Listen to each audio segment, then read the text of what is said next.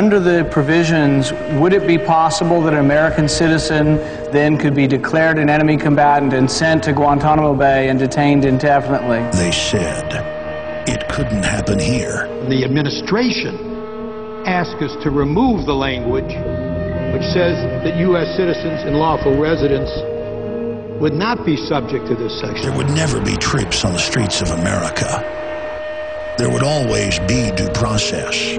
And when they say, I want my lawyer, you tell them, shut up. Your time is expired. Get a lawyer. You're an enemy combatant. It was the conspiracy theorists that warned that there was a plan to overthrow our republic and use the military against the people, that FEMA camps had been built, that citizens could be secretly arrested and disappeared. I want that person to be terrified about what's going to happen to them in American custody. And now NDAA 2012 is law. It did happen here. Please know what will come your way.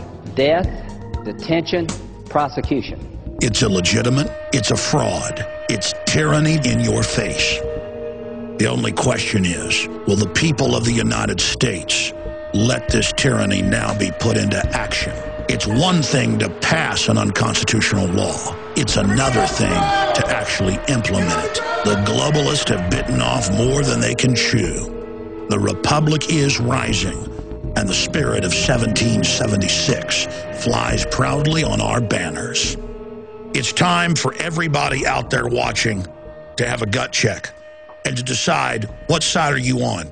Do you stand with our constitutional republic, or do you stand with the corrupt politicians that have been bought and sold 100 times by offshore megabanks that are conquering this country through fraud? The reason the National Defense Authorization Act was rammed through Congress, and the reason President Obama treacherously and traitorously signed it, is because the power structure, the ruling class, is scared of the people. They know that we're waking up to the private Federal Reserve banking cartel. They know that we're waking up to secret arrest and torture. They know that we know that offshore banks have taken over this country through fraud and signed us on to over $1,000 trillion of fraudulent garbage derivatives paper. They know the Ponzi scheme is coming down, and so they ram through the NDAA. And Obama said that he was going to veto it so that he wouldn't take the political pressure. Then he signed it in the final hours of 2011 when he thought everybody wasn't paying attention and was partying on New Year's Eve. And he did that because crimes are committed in the dark. They don't want their open tyranny to be a wake-up call to people. They want to silently have our republic go into that long night. They want to stab this country in the back when nobody's watching. There's a problem. I'm watching. Ron Paul's watching. You're watching. And we're involved. And like Paul Revere before us, we are warning people worldwide. Just look at the NDAA and its passage. All the lies. Oh, at first it didn't affect citizens. Now they admit it does. A global declaration of war against all countries. Congress handing that power to the president, making him a dictator. Secret arrest of citizens. Torture. Indefinite detention. Then the senators came out who authored it and said, you bet it affects citizens. We want you to be scared. And they went further and said, don't criticize us. Obama demanded this be in the legislation. The ACLU and others went to Obama and said, did you really do this? And they said, yes. That's how bad this deception has gotten, where they want to have their tyrannical cake and eat it too. But why are they hiding the fact that it affects citizens? Why are they hiding the fact that Obama signed it? Because they want to do their crimes secretly, because they know what they're doing is wrong. And they want to now implement this draconian, classical tyranny behind the scenes ahead of the next staged event, the next false flag, the next big war.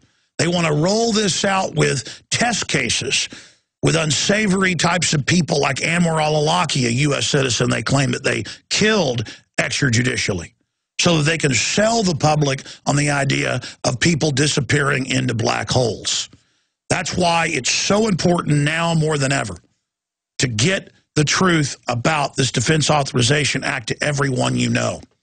In my 17 years on air, I have never seen an issue shake people out of their sleep, out of their social trance like this has done. The apologies via email and comments on our websites are coming in by the thousands. Radio talk show hosts are apologizing. Congressional aides are calling me and apologizing because everything that we warned the public about is now unfolding. Not just the establishment of military operations domestically.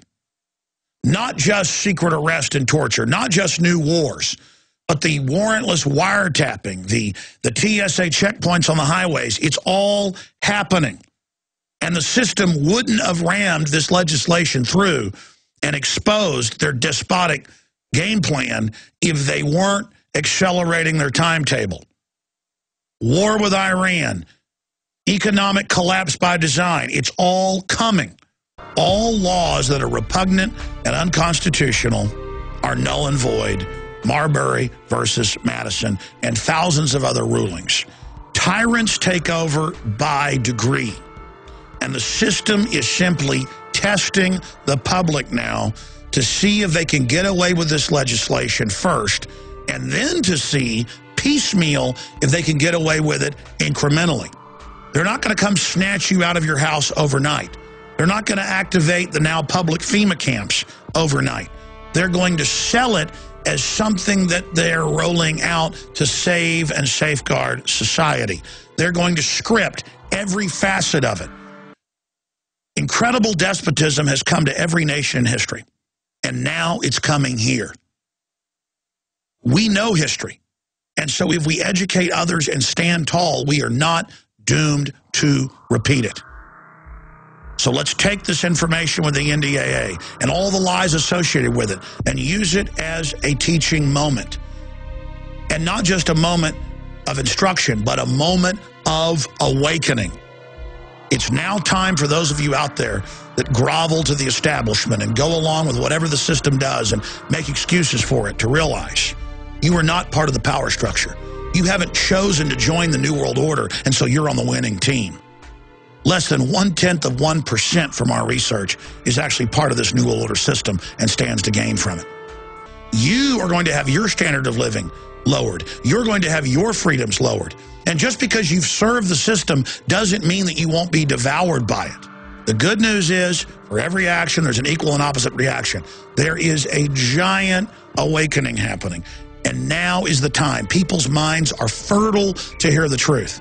They have never been more open to be given the true information about history and about the New World Order and about what's happening. So I'm begging all of you to be the leaders you are and to reach out to everyone you can with banner hangs, local newsletters, talk radio shows, calling into talk radio, going and speaking at your city council, running for Congress, running for mayor, running for sheriff. Because resistance is victory. We've got to intensify the buzz that we see around Ron Paul and liberty to every issue and every area. And all of us need to be like Ron Paul. All of us need to be like other patriots that have come before us. It's Victor Hugo that said, no army can stop an idea whose time has come. They can't stop us all. And one cautionary note to enforcers of this system, military, police, and others that are being asked to engage in classical oppression of the American people. You're going to be given plausible cover stories for doing what you're going to be asked to do in the future. But remember, all of this was set up in the past 16 years or so. All of this was being covertly planned. The derivatives, the banking takeover, all of this has been planned out. But because we have been aware of it, we've got a serious jump on the globalist right now. Because we were there for decades warning people ahead of time, now we have a lot of credibility. And I want to warn the power structure that this is not going to be a cakewalk. The London Telegraph, the Associated Press, they're all reporting that in the month of December, more than 1.5 million FBI instant background checks were done. And on average, people were buying 2 guns or more. We're talking about 3 million guns sold in the month of December, an all-time record. And the purchasing of guns is only accelerating. I saw surveys where the public was asked why they're buying guns. And the majority said because of economic collapse, because of social unrest, and we don't trust the government. The system's iron fist is not going to work against an armed population that understands the score. And so I want to challenge the global controllers to rethink what they're doing and to look at history and to pull back and to realize that you are not in a good position. Even if you staged some big false flag terror attacks, the people are awakened to you and are now aware of what you're doing. And the American people, if you do launch this civil war operation in the U.S., are going to ensure that the controllers, not the low-level minions, are brought to justice. We need to be reaching out to police and military now and asking them to make the choice to join the Republic and the spirit of 1776 to peacefully bring back our country and to bring these criminals to justice. We do not need to be played off against each other. This is part of the globalist plan and needs to be averted. Tyranny is here. It's up to you to face it and to take action against it through peaceful ways. Let us work now while the sun still shines, so that if we do go into that dark night of true, hardcore tyranny, we would have done everything we could beforehand to avert what's coming. But I know from history, many times tyrannies are diffused if the public is warned by patriots. And we've got a good chance of doing that right now. I'm Alex Jones, signing off from the front lines of the info war.